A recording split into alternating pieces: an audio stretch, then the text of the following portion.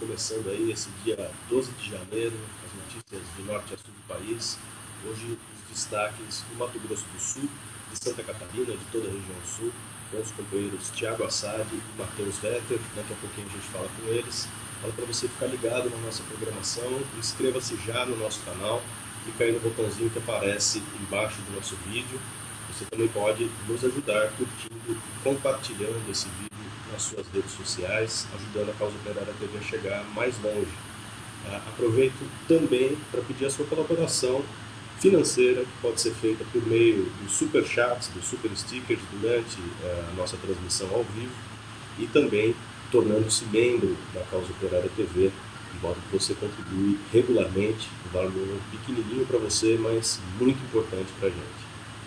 Dando avisos todos de uma vez, deixa eu já fazer também um convite para você participar da Universidade de Férias, nossa Universidade Marxista, com o curso que foi o Stalinismo, uma análise marxista com o companheiro Rui Costa Pimenta, tratando aí dos principais problemas políticos, teóricos, da história, que é determinante para a situação hoje da esquerda e da classe operária, totalmente influenciados, né, que se diz respeito aos partidos de esquerda, pela política confusa de zigue-zagues e muito direitista adotada pelo stalinismo em diversos momentos. O curso já começou, vai até o final de fevereiro. Você pode acessar o nosso site para ver mais informações e se inscrever, universidademarxista.com.br. Tá aí, feito o chamado, vamos com a nossa programação. Vamos abrir aqui o programa com o companheiro Thiago Assad, falando do que se tornou aí famoso recentemente na campanha, né, no esforço para esconder, né, a sua ação sangrenta, sob o título "O Agro é Pop". Aqui está claro, né, e ele vai apresentar as informações por que o agro na verdade é escravidão. Uma boa tarde, Thiago. Boa tarde, Rafael. Boa tarde, Matheus e companheiros que já estão aqui à Causa Operária TV. Nós tivemos, semana passada, a denúncia de um fato ocorrido, na verdade, identificado no dia 15 de dezembro, mas que foi a público na semana passada. Tinha o resgate de 17 pessoas que trabalhavam em condições de escravidão em uma fazenda em Porto Murtinho, uma cidade próxima ali da fronteira com o Paraguai, a 440 quilômetros da capital de Mato Grosso do Sul. Entre os trabalhadores rurais resgatados, uma grande presença de indígenas e de paraguaios também. O caso sendo as cidades públicas acabaram chegando a essa situação, a denúncia de uma mãe de um adolescente, uma idade, portanto, que também estava entre os trabalhadores rurais aqui vivendo em condições de escravidão. Eram 2 adultos e 6 paraguaios que foram localizados na uma coisa que vem se tornando cada vez mais comum no latifúndio. É uma situação que já remete ao golpe de Estado, quando o governo Temer ações para o mínimo poder público para coibir o trabalho escravo, começou a sofrer ataques aqui do governo federal. Houve, na época, a mobilização do governo para impedir a divulgação de informações referentes ao trabalho escravo.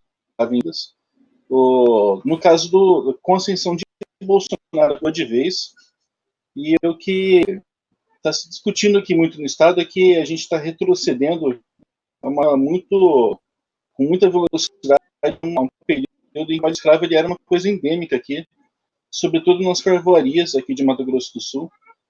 As pessoas que nos anos 90, principalmente, eram muito comuns reportagens mostrando crianças trabalhando em condições de escravidão nas carvoarias aqui no Estado.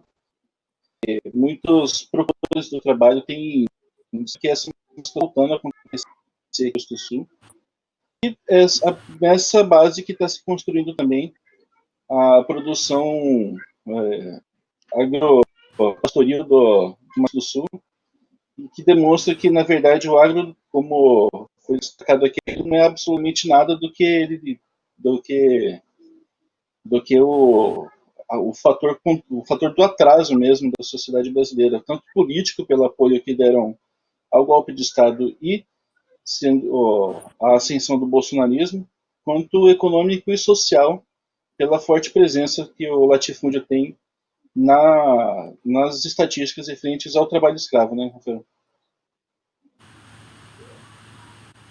Justamente. Agora, não só o trabalho escravo, mas a região centro-oeste tem aí se não me engano, a maior população indígena do país. E a notícia dada aqui pelo Media Max diz que uma mãe teve que recorrer aí a curandeiros de uma aldeia indígena porque não tinha atendimento médico nos hospitais. E o detalhe, né, foi presa. Presa porque recorreu ao que podia, ao que estava à sua disposição para tentar salvar sua filha. Foi isso mesmo, Tiago? Exatamente isso. O caso aconteceu em Aquidauana, uma cidade a 140 quilômetros aqui de Campo Grande. Ela é cercada por aldeias indígenas, as terras dos terenas e de outras etnias também, principalmente terena, que é a mais populosa.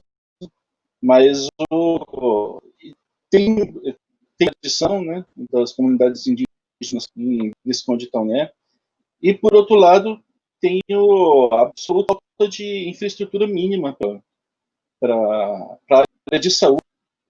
Aqui os casos de coronavírus, como que estão, a gente vai falar mais para frente ainda, mas estão revelando a fragilidade do serviço nesse aspecto fundamental da sociedade, da vida dos trabalhadores, da população. E aí o Estado não conhece essa instalações mínimas para a população.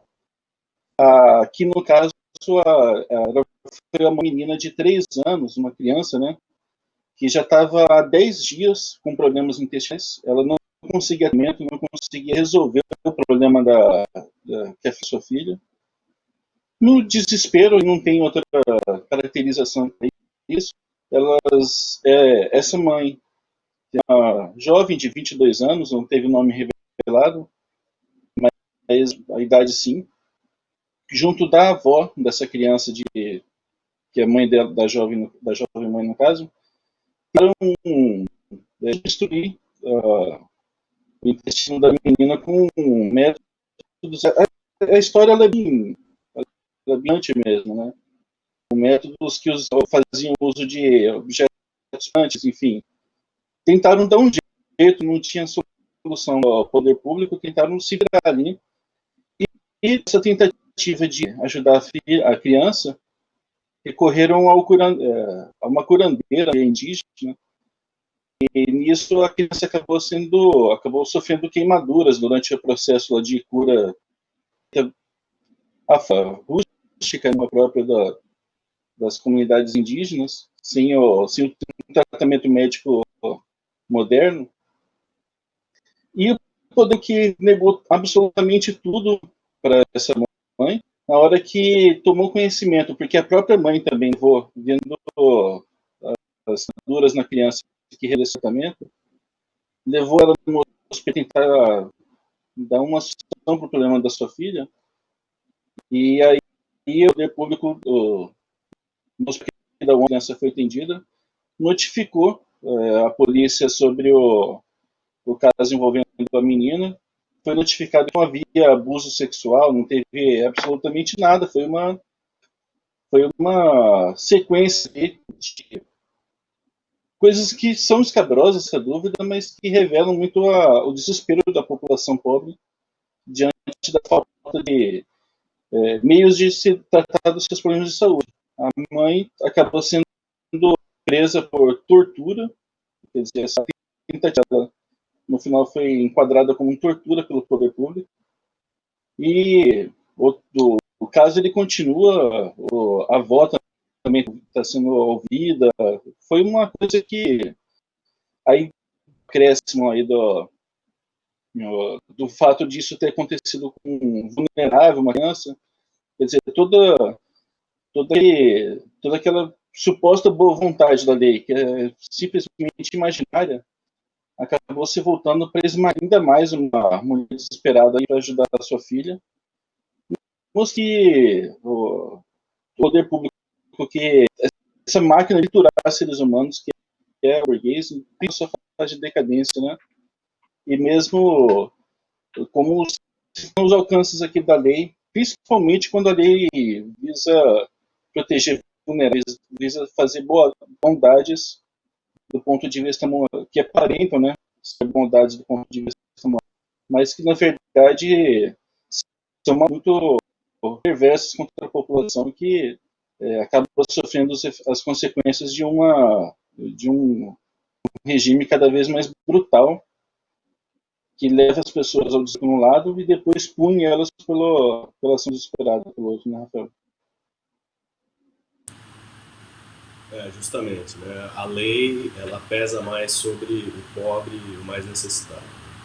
Bom, falando em serviços precários à população que levam ao desespero, nós temos aí a situação em Guaíba, no Rio Grande do Sul, em que os ônibus não estão circulando, uma das maiores cidades do estado. Pergunta ao companheiro Matheus Vetter, então, qual que é a situação? Boa tarde, Matheus.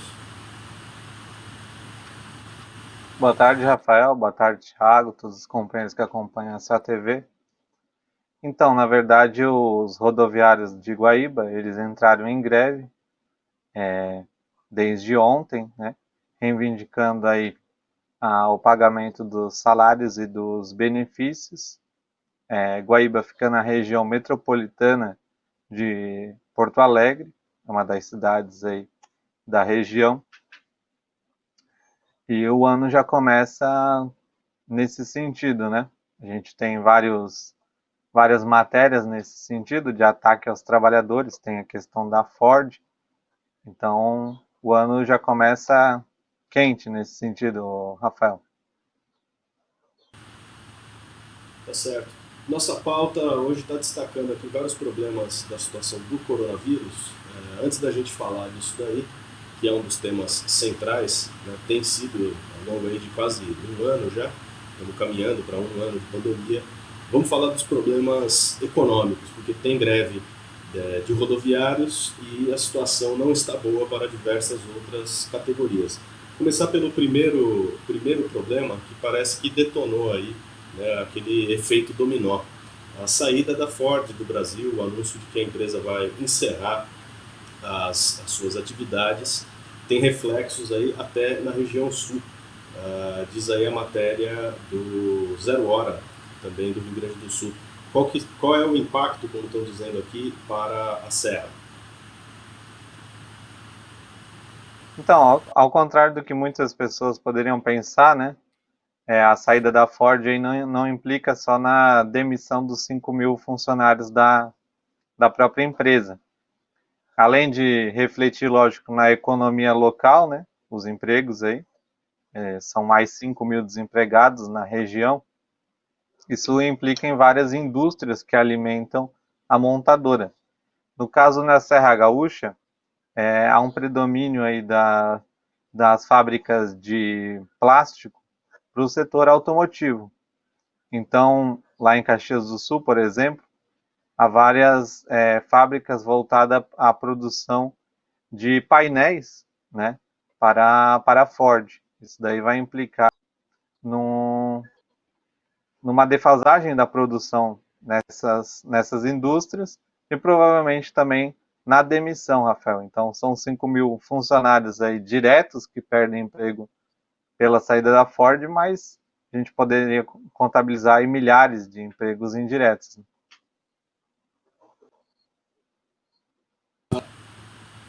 Qual é o ramo da empresa que está relacionada, essa fornecedora da Ford?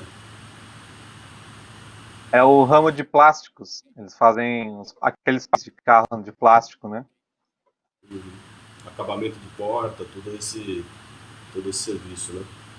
Ah, nós temos Exatamente. ainda nós temos ainda a demissão na construção civil. né? Ainda em Guaíba, o que mais está acontecendo lá? Você vê aí, né? Mais uma da região de Guaíba. Então, havia uma ligação que estava sendo feita, uma obra de ligação de uma ponte, né? Foi até, inclusive, o Bolsonaro foi lá inaugurar a obra e tudo mais. E a gente vê aí o completo desmonte da economia nacional, refletindo também no setor da construção civil, onde aqui centenas de funcionários vão ser demitidos nessa obra em Guaíba.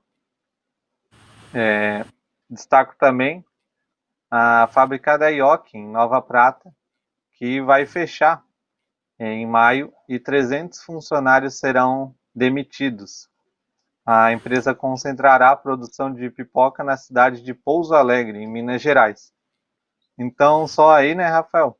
A gente já inicia o ano. Se a gente contar também que teve o anúncio do Banco do Brasil, fechar 361 agências, mais 5 mil funcionários na rua, o ano de 2021 promete ser um ano de demissão em massa e a economia vai ladeira abaixo, né? Bom, aí você soma isso daí, já para a gente fazer uma transição da nossa pauta, a intensificação aí da repressão, porque quem estiver na rua, né, circulando, precisando, né, encontrar um emprego, trabalho, o que for, será multado dessa vez pela Guarda Municipal de Curitiba, né, se não estiver cumprindo as regras da Covid-19. O que a pessoa não pode fazer para escapar aí dessa multa que agora vai ser aplicada pela Guarda Municipal, né, Matheus? Exatamente. Há algumas cidades, né, que têm já essas leis aí repressivas. A gente noticiou aqui o caso de Florianópolis, onde era especificamente num bairro que você não podia circular sem a máscara, lá no início da pandemia, isso. Mas agora foi sancionada uma lei, fazem 6 dias, onde quem descumprir as regras sanitárias do coronavírus, a guarda municipal está sendo treinada para multar. Então, basicamente, assim, se a gente não levar em consideração a questão das empresas, né, que são os restaurantes, para a população é a questão da máscara e da aglomeração, né? Quem não estiver usando máscara ou estiver aglomerado pode ser multado no valor de 150 a 550, conforme a gravidade da infração. Além dos fiscais, os guardas municipais também terão poder de polícia administrativa na pandemia. Todos os guardas municipais serão habilitados nesta fiscalização. A lei ela é um tanto quanto, como toda lei no Brasil, ela é um tanto quanto vaga. Ela diz que, por exemplo, primeiro o guarda tem que verbalmente a pessoa e depois multar, mas a gente sabe que eles não têm esse controle, né? Como é que eles vão saber quem que ele já foi notificado e quem que vai ser multado? Vão sair por aí multando a torta e a direita, né? E a matéria ela já diz para que vem isso também. No total, a prefeitura arrecadou 111.650 nos 6 primeiros dias em que a lei está valendo. Praticamente metade desse montante é de somente 2 multas expedidas no domingo em uma festa com 400 pessoas no bairro Augusta. O proprietário da casa de eventos e organizador da festa foram atuados em R$50 mil cada um. Então, com a baixa arrecadação aí que as prefeituras tiveram devido à pandemia, né, uma ótima fonte de renda é multar a população, Rafael. Tá certo. Bom, voltando para a região centro-oeste, vamos entrar na nossa pauta destaques do dia com relação à pandemia. Bom, parece que a gente tem aí um governador científico, né? Mais um candidato aí a benfeitor da humanidade do seu estado. Bom, aqui estão falando dos protocolos de biossegurança que estão sendo usados aí, aparentemente como um truque para forçar a volta às aulas. Onde é que está acontecendo isso daí? Tiago. Aqui em Mato Grosso do Sul, Rafael, um exemplo que depois acabou se reproduzindo em São Paulo, as escolas foram consideradas no final do ano passado um serviço essencial, portanto não poder deixado por nada. E a gente acabou, o governador daqui, o Reinaldo Zambuja, do PSDB, ele decretou isso no começo de dezembro do ano passado. A gente viu, se eu do outro lado do Rio Paraná aqui, o Dória fazendo o mesmo aí no seu estado. E a gente está vendo que agora, isso acabou levando uma pressão muito grande aqui por parte da população em relação aos receios que estão acontecendo, né? Isso está se dando no momento justamente de ascensão da pandemia. Para tentar acalmar um pouco a população, foi elaborado aqui um plano de biossegurança, que estabelece que as escolas têm que ter horários diferenciados aqui de entrada e saída de turmas para evitar aglomeração, tem que limpar os sapatos, coloca um monte de coisa aqui, uma série de determinações, mas uma coisa que inclusive do Matheus, no sul do país, a gente viu especificamente no Rio Grande do Sul também, curiosamente governado por um tucano, né? A gente viu que quando os protocolos foram verificados assim no retorno às aulas, os sindicatos e professores denunciaram que aquilo era um monte era uma montoada de palavras, porque nada do que estava naqueles protocolos se cumpriu. As escolas nem água encanada tinham acesso, não tinham nada aqui está colocado, por exemplo, no protocolo de biossegurança aqui de Mato Grosso do Sul, que foi divulgado recentemente aqui, foi divulgado ontem, na verdade, que as escolas têm que ter máscara, têm que ter álcool em gel, e a gente sabe que as condições sanitárias dessas escolas, elas são de mal a pior. Nem, como foi colocado, nem água em casa delas tem, sabonete, falta tudo, mas o governo, mesmo assim, ele apela para esses mecanismos de farsescos, né, de propaganda, porque é exemplo do que outros governadores, é um regime político de conjunto, né, que está atrelado aqui aos interesses do imperialismo e está forçando a barra mesmo no Brasil inteiro para que essa volta que paralisa um percentual muito, impacta num percentual muito grande do PIB mundial, seja superado aqui pela força, como eles estão colocando, inclusive impedindo as escolas de fecharem caso ocorram surtos de contágio, como naturalmente vai acontecer se elas reabrirem, porque a coisa está totalmente fora de controle. Só que, para o regime político, como a gente está vendo, né, só existe o interesse da burguesia, não existe preocupação mínima aqui com o interesse da população, que é quem vai sofrer aqui as consequências maiores. No caso, nós estamos aqui em Mato Grosso do Sul, falando de 215 mil estudantes que voltam a partir do dia de março, tendo essa peça de propaganda farsesca aqui, para tentar tentar acalmar a comunidade escolar, enfim.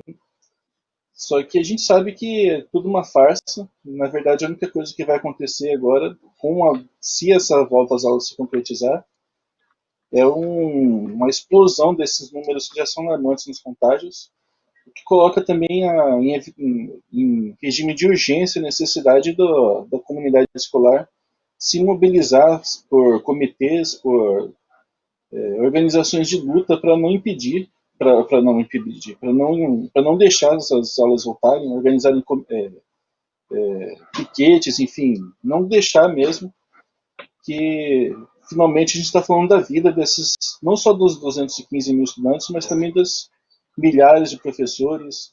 Cada um desses estudantes tem pais, tem, enfim, familiares também que estão ameaçados por essa medida e que pode ir implementada pela comunidade escolar, porque finalmente é mais interessada mesmo em impedir essa escalada dos contágios que já é extremamente alarmante aqui em Mato Grosso do Sul. Tá certo. Bom, já vou pedir mais informações da pandemia no Mato Grosso do Sul. Deixa eu antes fazer um chamado para você acompanhar a transmissão de hoje da Universidade Marxista, a terceira aula do curso. O companheiro Rui Costa Pimenta vai tratar de uma das grandes análises feitas por Leon Trotsky a respeito do desenvolvimento da União Soviética, isso aí na década de 30, lá, em meados da década de 30, no seu livro A Revolução Traída. Então, não perca hoje, você que está inscrito, assista a aula, você que ainda não está perdendo, inscreva-se já em universidademarxista.com.br, a aula começa às 19 horas. Ainda do Mato Grosso do Sul, Tiago, nós temos aí a descrição do quadro. São 144.051 casos e 2.565 mortos. A notícia aqui da Media Max sublinha, pelo menos, né, porque a gente sabe que esses dados estatísticos aqui são extremamente frágeis, né, questionáveis. São 39 novos contágios por hora, na média, apenas aqui nesses 12 primeiros dias. Quais são as previsões oficiais, né, do Mato Grosso do Sul, Tiago? Isso aqui remete um pouco ao caso do programa enfrentado pela mãe lá, que não teve ajuda nenhuma e acabou, além de não ter ajuda nenhuma, quando tentou se resolver, ainda enfrentou a lei, né? A população segue aqui completamente abandonada. Nós já estamos indo para um ano de pandemia aqui em Mato Grosso do Sul.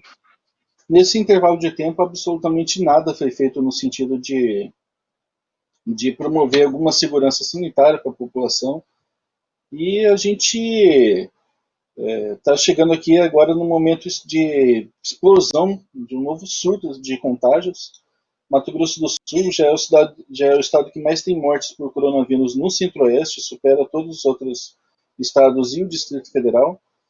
A gente, naturalmente, é um estado pequeno, então os números não vão ser tão... Os números absolutos, por exemplo, 144 mil casos, 2.500, mais de 2.500 mortes, não é expressivo quanto o que a gente vê, por exemplo, em Santa Catarina, em São Paulo. Mas quando a gente compara, por exemplo, eu sempre gosto de fazer essa comparação quando a gente traz esse caso aqui, né, com a Venezuela, que tem uma população 10 vezes maior, aí a gente tem a dimensão de quanto de descontrole que está o coronavírus aqui em Mato Grosso do Sul, porque enquanto nós temos mais de 2.500 mortos, a Venezuela, com um embargo econômico promovido pelo capitalismo, pelo imperialismo, com todas as ameaças que ela sofre, com toda a desorganização da economia promovida pelo ataque do imperialismo, eles ainda têm um total lá de 1.073 mortes registradas, com 116 mil casos notificados aqui pela pandemia, mostrando que, na verdade, por mais que sejam as condições da Venezuela, o custo de você ter uma burguesia submetida ao imperialismo ele é muito maior, expressivamente maior. A gente tem que lembrar também, como você destacou, que aqui são os casos oficiais apenas. O Brasil teve no ano de 2020 uma explosão no número de mortos por síndrome aguda respiratória grave. A gente, aqui em Mato Grosso do Sul, se repete esse caso, não consegui pegar a estatística, mas o que a gente vê é que o regime político como um todo está dedicado única e exclusivamente à rapina mesmo de toda a riqueza que é produzida pela população para abastecer aí o capitalismo em crise, enquanto a população sem nada, morrendo aí pelo coronavírus, sendo perdendo seus empregos, como a gente está vendo aqui as notícias que o Matheus trouxe, e sofrendo as maiores barbáries aí que o regime político pode fazer e que tendem a crescer cada vez mais conforme a própria crise do sistema aumenta, né, Rafael? Justo. E aí isso se liga também ao problema de quais são as prioridades políticas, né? Destacando o problema da esquerda.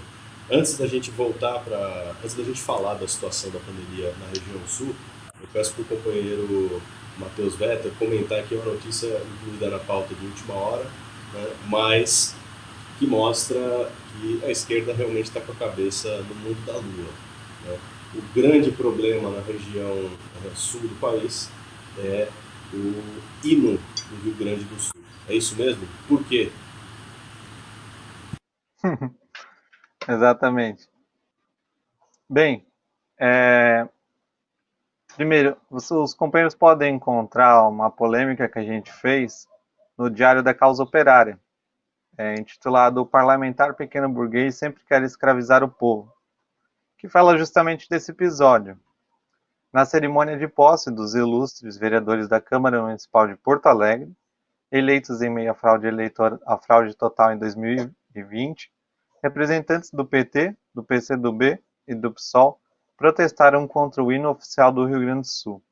Matheus Gomes, vereador negro do PSOL, foi quem mais teve destaque no protesto, permanecendo sentado durante a execução da canção considerada racista.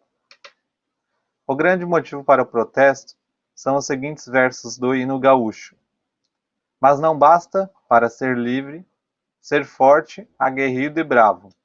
Povo que não tem virtude acaba por ser escravo." Então, isso daí é considerado racista, né? Esse hino ele foi feito no ano de 1966, em alusão à Revolução Farroupilha.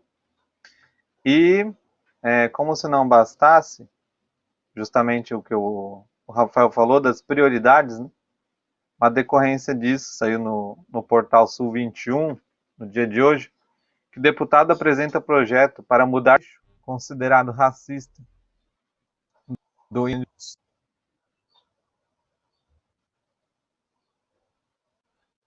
O deputado estadual Luiz Fernando, PT, protocolou um projeto de lei da Assembleia Legislativa do Rio Grande do Sul para alterar o trecho considerado racista pelo movimento social negro do estado. Segundo o parlamentar, o projeto já está pronto e deve ser protocolado no início de fevereiro. Na nova versão, a única alteração no verso, "povo que não tem virtude acaba por ser escravo", que passaria a ser "povo que não tem virtude acaba por escravizar". Vejam só, isso aqui vai mudar totalmente as correlações de forças, como diria a esquerda pequeno-burguesa, né? Os negros vão passar a ser protagonistas agora da sociedade, não vai mais haver escravidão. A gente acabou de noticiar aqui, o revoltante é o seguinte, companheiros. A gente acabou de noticiar aqui protesto dos rodoviários em Guaíba. Demissão porque estão parando as obras na ponte. Demissão de centenas de operários da construção civil. Fábrica da IOC demitindo 300 funcionários também na região metropolitana. E a única coisa que os vereadores aqui de Porto Alegre pensam é no hino do Rio Grande do Sul. Com essa política aqui, Rafael e Thiago e os companheiros da COTV, é jogar mesmo a população no colo do Bolsonaro, né? Porque algo concreto, material que mude a vida da população, se não vê a esquerda fazendo nada. É isso daqui, é apoio à Baleia Rossi, apoio ao senador fascista, ao senador do Bolsonaro. É uma vergonha, Rafael.